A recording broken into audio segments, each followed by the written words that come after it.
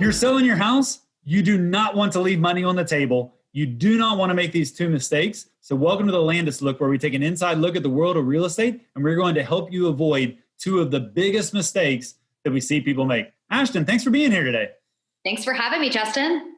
Ashton is my partner, and she has sold hundreds of houses this year alone. And she sees people try to make these mistakes, and she helps them prevent it. But Ashton, what is the first mistake we're going to hit on today that you see sellers making?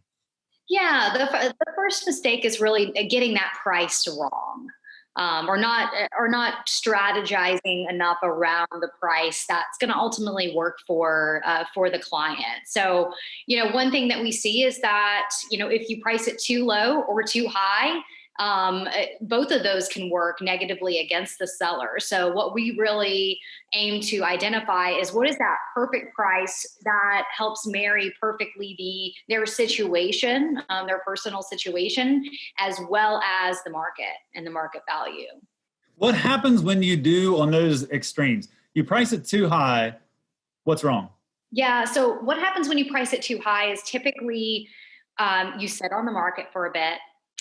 You're likely going to start negotiating, a little bit of against yourself, because as the days on the market go on, the price that someone is willing to offer generally goes down. That's not always the case, but in most situations, if a buyer sees that it's been sitting on the market for 3 months, they're probably not going to offer you full price. So we do see the statistics dramatically fall out of the favor of the seller once we're about 2 to 3 weeks in on the market. And of course, that depends on price point, but at the same time, we really want to make sure we get that price right up front and not stretch too high. What about on the flip side? What if you price it too low? Yeah, I've definitely seen people price their homes too low, because there is a strategy where you can price it a little bit low and get a lot of interest in a short amount of time, and maybe even get multiple offers, which we'll talk about here in a moment. But the nice aspect of that is that it works for you, but it can work against you if you go too dramatically low, because it signals to the buyer that maybe there's something wrong with this house, and maybe that's why it's priced too low. Or they see it and they're like, well, we'll just make an offer at full price, or we'll make an offer. Even if we have multiple offers, they might be making multiple offers at a lower overall number. So it's really identifying that strategic number that, again, both works for the seller as well as marries well with the market. So we see people, even when they don't make this mistake, they get the price right.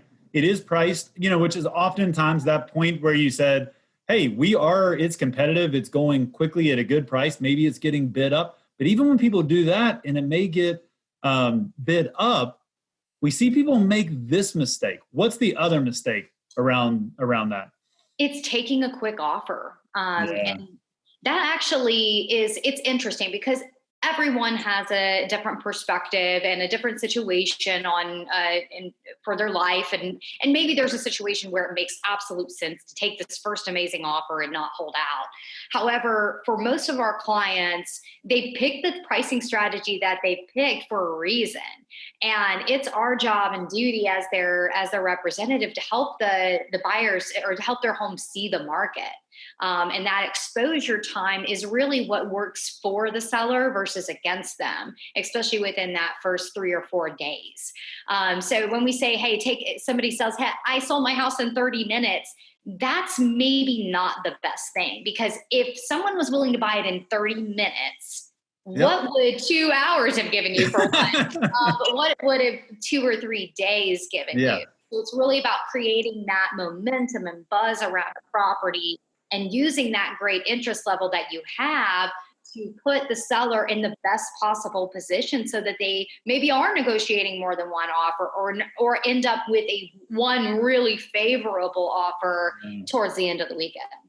Yeah. When you see, I see people post things about bragging like, hey, I sold this house in 30 minutes. And I'm thinking the same thing. I'm like, man, well, if someone wanted to buy it within 30 minutes, what would have the market done if they had seen it over a 3 or 4 day period?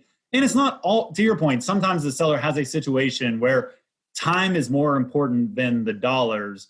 But for most clients who are like, hey, I want to sell my house for as much as possible in a reasonable amount of time, that 30 minutes probably backfired on them. It does. And, and there's definitely more effort from their standpoint as well as from an agent perspective to holding out.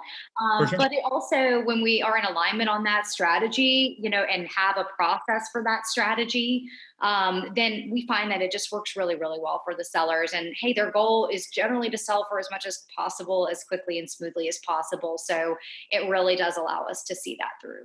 Awesome. Thanks, Ashton, for sharing those selling mistakes. We do not want you guys to make those mistakes, and you will not want to miss next week where we conclude our top 5 selling mistakes with a mistake that I see even the most experienced real estate agents making with their clients. And this one is huge because it impacts your day-to-day life. So watch us next week. We'll see you then.